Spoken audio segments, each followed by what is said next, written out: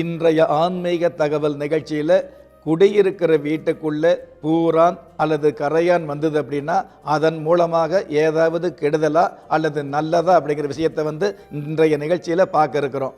பொதுவாகவே நாம் குடியிருக்கிற வீடு அது கிராமமாக இருந்தாலும் சரி, நகரமாக இருந்தாலும் சரி, அல்லது விவசாய பூமி சம்மந்தப்பட்ட தோட்டம் துறவுகளாக இருந்தாலும் சரி, இந்த மாதிரி இடங்களை நம்ம குடியிருக்கும் பொழுது நம்ம வீடு சம்மந்தப்பட்ட விஷயங்களை எவ்வளவுதான் சுத்த பத்தமாக வச்சுருந்தாலும் ஒரு சில வீடுகளில் பார்த்தீங்க அப்படின்னா இந்த கரையான் பிடிக்கக்கூடிய ஒரு சூழல் இருந்துக்கிட்டு இருக்கும்.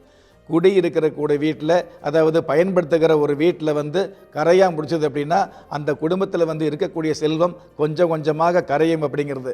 அதாவது உங்களுடைய கண்ணுக்கு முன்னாலேயே உங்களுடைய செல்வம் கரையக்கூடியது அல்லது வீண் போகக்கூடியது அல்லது விரயமாகக்கூடியது, இந்த மாதிரியான ஒரு சூழல் அதிகமாக வந்துட்டு இருக்கும்.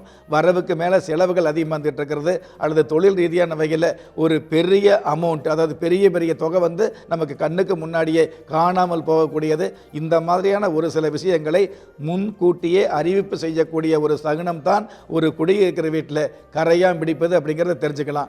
எந்த ஒரு வீடாக இருந்தாலும் அந்த வீட்டில் கரையான் பிடிச்சது அப்படின்னா தொழில் ரீதியான வகையிலையோ அல்லது உத்தியோக ரீதியான வகையிலையோ அல்லது பயணம் ரீதியான வகையிலோ அல்லது குடும்பம் சம்மந்தப்பட்ட விஷயங்களில் கவனம் அப்படிங்கிறது அதிக கவனமாக இருக்கிறது நல்லது. அதே மாதிரி குடியிருக்கக்கூடிய வீட்டுக்குள்ளே பூரான் வந்தது அப்படின்னா நல்லதா கெட்டதா அப்படின்னா, அதாவது பூரான் தேல் சம்மந்தப்பட்ட விஷயமெல்லாம் வந்ததுன்னு வைங்களே, கண்டிப்பாக விஷ ஜந்துக்களாக இருக்கிறதுனால கெட்டது அப்படிங்கிறத விட பொதுவாகவே உங்களுடைய குடும்பத்தில் தேவையில்லாத மருத்துவ தொந்தரவுகள் அல்லது தேவையில்லாத மருத்துவ செலவுகள் வருது அப்படிங்கிற விஷயத்தை நம்ம தெரிஞ்சுக்கலாம். அல்லது மறைமுகமான உங்களுக்கு போட்டி, மறைமுகமான தொல்லை, மறைமுகமான எதிரிகள் அதிகமாகுது அப்படிங்கிற விஷயத்தை தெரிஞ்சுக்கலாம். அல்லது ஏற்கனவே உங்களுக்கு இருக்கக்கூடிய எதிரிகள் மூலமாக, எதிர்ப்புகள் மூலமாக உங்களுக்கு சூழ்ச்சிகள் அதிகமாகுது அப்படிங்கிற விஷயத்தை தெரிஞ்சுக்கலாம்.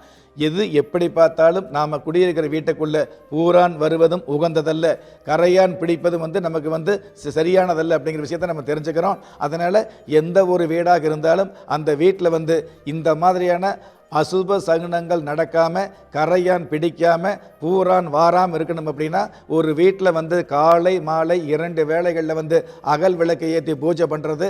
அதே மாதிரி உங்களுடைய வீட்டில் வாரத்தில் 2 நாள் ஆகுது அல்லது ஒரு நாள் விட்டு ஒரு நாள் ஆகுது அல்லது தினமும் அணுதினம் ஆகுது இந்த சாம்பிராணி போடுவது.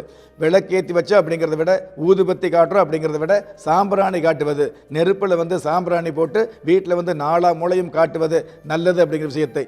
எதற்காக சாம்பிராணி புகை பிடிக்கணும் அப்படின்னு கேட்டிங்கன்னா, அதாவது உங்களுடைய வீட்டில் பகை அப்படிங்கிற விஷயம் எந்த இடத்துல இருந்தாலும் அந்த புகை அந்த பகை சம்பந்தப்பட்ட விஷயங்களை தவிர்த்து கொள்ளக்கூடிய, பகை சம்பந்தப்பட்ட விஷயங்களிலிருந்து தற்காத்து கொள்ளக்கூடிய தாத்பரியத்தை கொடுக்கும் அப்படிங்கிறதுக்காகத்தான் இந்த மாதிரியான விஷயங்களை பூஜை சம்பந்தப்பட்ட விஷயங்கள் மூலமாக நமக்கு சாஸ்திரம் சொல்லி வச்சிருக்கு.